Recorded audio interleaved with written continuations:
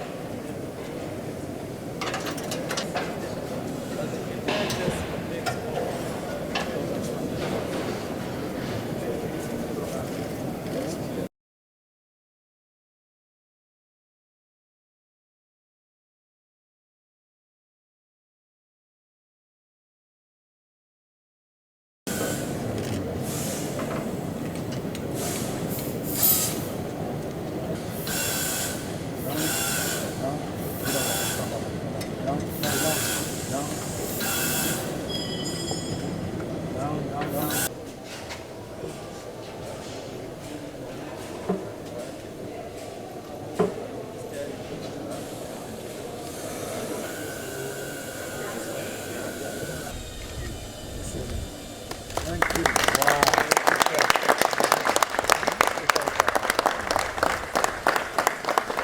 Your Excellency, may I start by thanking you for finding time from your very busy schedule to come and witness the work that is done in this factory, the value addition, the job creation that goes on in this factory. I want to thank the investors who are putting their money here for assisting the government to create jobs for Kenyans.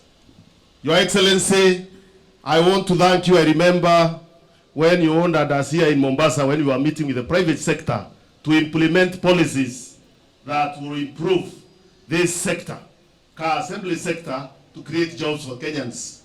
And Your Excellency, from the time we started, statistics are very clear. The car assembly sector for the last 1 year has grown by 36%. Cars that are used in Kenya, assembled in Kenya, in the last, since July to last month, has grown by 36%. And Your Excellency, it is going to grow more and more as we continue implementing those policies that are supporting this industry. Your Excellency, we are not yet there because we are still spending an average of 22 billion every year importing used cars that also have a high cost in maintaining them in the local market and of course exporting jobs. Your Excellency, without much ado, we really want to appreciate what you have done. You are rolling out projects down here that are creating jobs. Indeed, even the MP for this area confirmed to me that he has brought people in this factory and they have been employed. And of course, more opportunities will be found to employ more people as this factory transforms and as the infrastructure that you are rolling out, including Dogokundu and others, also take off, and the special economic zones that you are creating here, Your Excellency. I believe when these investments come to fruition, the jobs that you roll out here will have a big multiplier effect than the jobs that have been there for very, very many years. Let me just once again say how delighted I am to be with you today as we preside over the official launch of Toyota Kenya's new assembly line. This being done here at the Associated Vehicle Assemblers Complex in Mombasa. This new assembly line joins the growing list of globally renowned automotive brands that have chosen Kenya as a place to invest. Over the last 2 years, Volkswagen and Peugeot opened new production lines for local assembly of passenger cars, while the likes of General Motors have substantially increased their investment in the local assembly of heavy commercial vehicles. Indeed, this investment by Toyota Kenya, worth approximately 1 billion Kenya shillings, is a state-of-the-art assembly line, and I am informed that the assembly is specifically designed, as we have just seen, to assemble the new Hilux 4x4 pickup. To you, Toyota Kenya, we are grateful as a country for being confident in Kenya as a viable investment destination. We are confident that this investment will go a long way in creating jobs for our people. There is no doubt that we have made commendable progress in putting our economy on the right growth path since we adopted Vision 2030 in 2008. However, challenges of unemployment, particularly among our youth, food security, to mention a few, still remains a matter of grave concerns to my administration and Kenyans. And indeed, to address these challenges, we as a government have adopted a more focused strategy, as you all know, known as the Big Four, to guide our development agenda for the period 2018-2022. This plan is focused on spurring economic activity by making targeted interventions under the 4 main pillars that you all well know. My administration recognizes that the automotive industry, as a key component of our manufacturing sector, is in much need of being revamped. In the first 3 decades of our independence, this industry was doing reasonably well here in Kenya. However, since the 1990s, when imported second-hand vehicles were allowed into the country, the vehicle assembly industry has struggled to stay afloat. This affected in a big way many local component manufacturers who even had to close shop for lack of market. The number of vehicles imported, for which used vehicles comprise on average 85%, indicates that the country's vehicle consumption is indeed large enough to sustain a viable motor industry. Currently, we have a local assembly capacity of approximately 9,000 units, single shift, which can easily be scaled up to full capacity of 102,000 units on 3 shifts, which is over 85% of used, fully built units that we import. This shows without doubt that the potential is immense under the right policy and investment conditions, and I really hope and pray that our MPs and legislators will look at that. The statistics available on the performance of Kenya's motor vehicle assembly industry in 2017 shows this industry can have significant impact on the economy and key poverty indicators. For example, in this year, the industry registered an annual turnover of US $600 million, including regional dealerships, employed over 12,000 people, of which 3,000 people are directly employed in assembly plants, 3,690 people in downstream spin-offs, and 5,782 in support sectors, excluding dealerships outside of Kenya. The commercial car assembly consumed locally produced materials to the tune of US $135 million and contributed US $80 million in annual tax revenues to the government.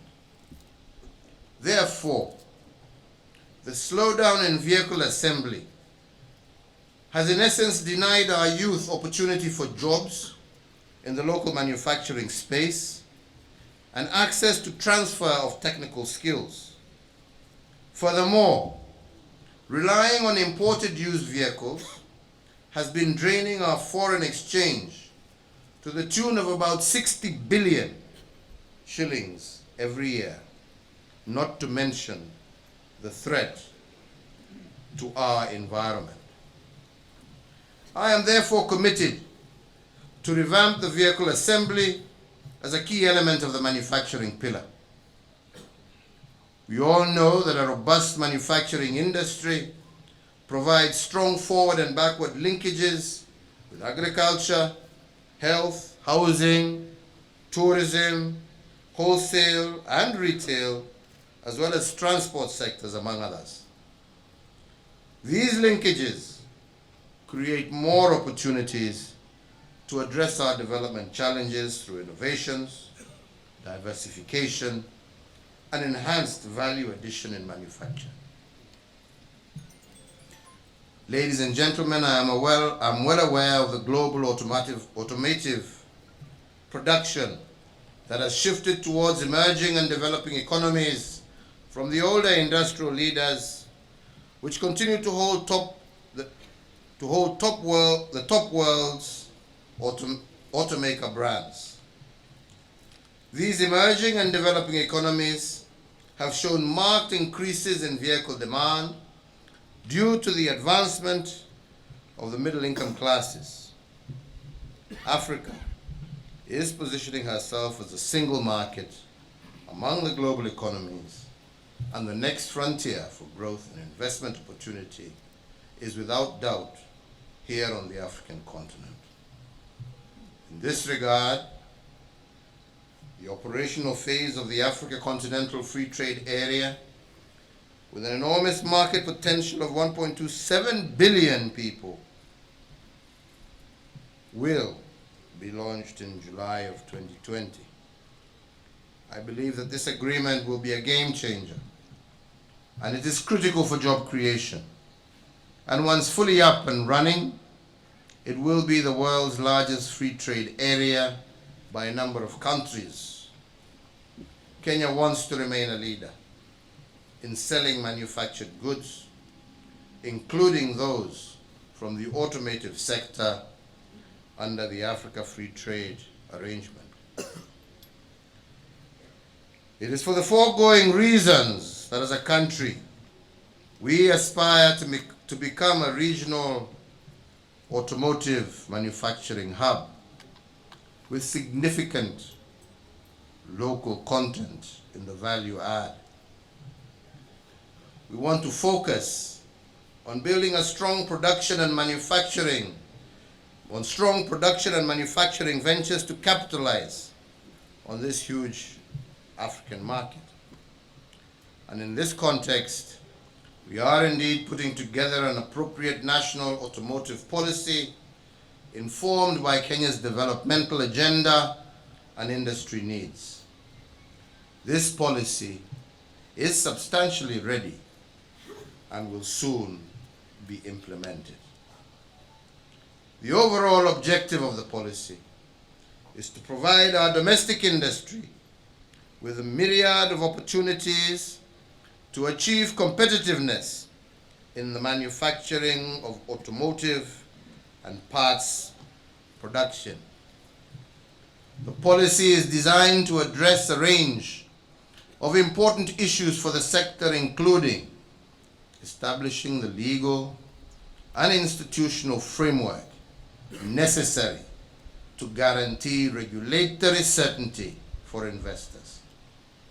Further, it defines the desired knockdown kits levels for vehicles and motorcycle assembly as it articulates the fiscal incentives and other measures proposed to stimulate local content development. It also outlines the requirements for skills and technology transfer while setting out the parameters for cooperation between our technical and vocational educational training institutions and the private sector in the areas of specialized vocational training for our youth. And in that regard, I thank Toyota Kenya for the facility that they have also set up in the industrial area in Nairobi.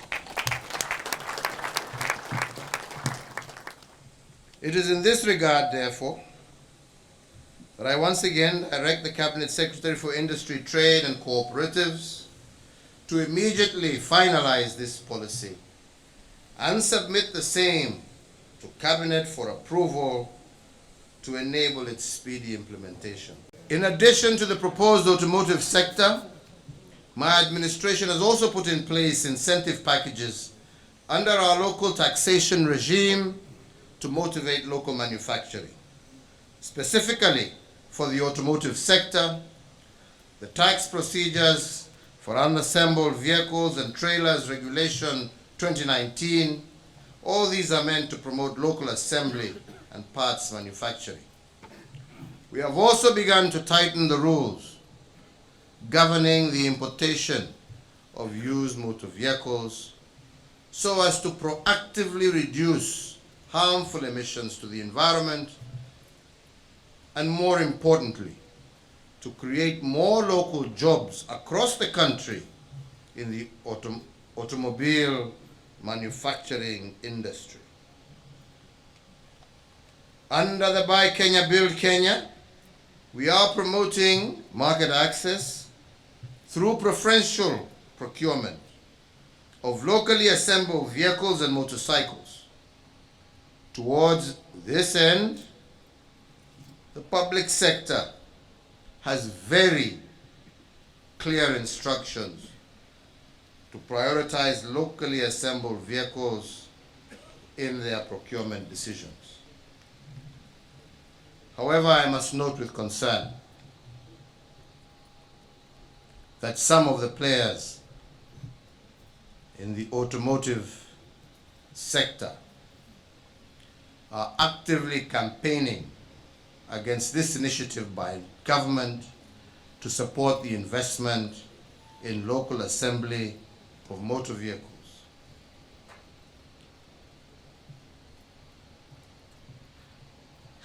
I would encourage them to instead put the interests of this country first and to adjust their business models so as to be eligible for government procurement opportunities. Kwa sababu hatuwezi tukubali jameni, mtu anafungua biashara yake hapa na briefcase, alafu anaenda kotini kusema ya kwamba yeye atalete magari sijui kutoka nchi gani, na sisi na Wakenya wametoa kodi. Si ni kweli? Si tuwalipa kodi? Na tunataka hiyo kodi iende kutusaidia kupatia vijana wetu kazi wa Kenya, si ndio? Right? Alafu wewe useme hapana, ati mimi nitatoa gari yangu nchi nyingine nilete na tuache zile tumetengeneza hapa. Hiyo ni ndoto. Hiyo ni ndoto na hatutakubali. Tumesema ya kwamba tuataka kuhakikisha ya kwamba kodi ya Kenya yaenda kwanza kununua bidhaa ambazo zimeundwa katika nchi yetu na wananchi wetu, na hapo hawataturudisha nyuma. And I'm very clear on that. Waende kotini hata mara 20. Lakini nirudie mengine nilisema awali mkanikaranga, lakini niko very clear ya kwamba hatuwezi kupita mtu ambaye anaunda bidhaa zake hapa Kenya ati twende tukanunue kwanza za nje. Hata ukienda kotini mara 20, we are very clear. We are focused on buy and build Kenya. Create jobs for our people. Na hiyo lazima ijulikane. Kwa hivyo wanaweza wazunguke pahali popote watazunguka, na wale ambao watawapatia watawasikiza wajue ya kwamba ni vijana wetu wanaumiza, ni watoto wetu wanakosesha kazi, wajue ya kwamba ni uchumi wetu wanapiga. Hawa wenyewe wanajijua. As we implement the Buy Kenya agenda, we also expect the private sector to reciprocate by investing in full automotive manufacturing, from joint ventures, training and building the capacity of local small and medium-sized enterprises like Toyota has done, as I just said earlier, to provide local content inputs. In this regard,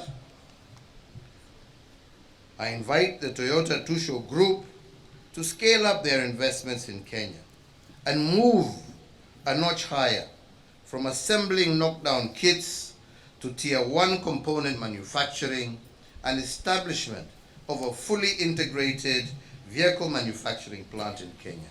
We are really looking forward for that day. And as a government, we want to support you to achieve that.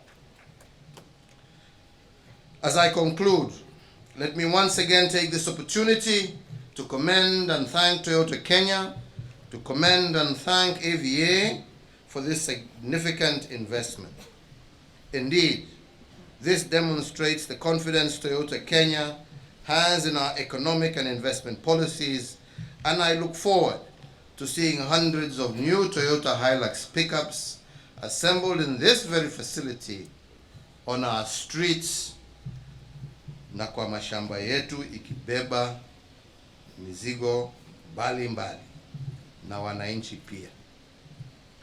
We are very grateful also to the partnership that the Kenya government has had with Japan.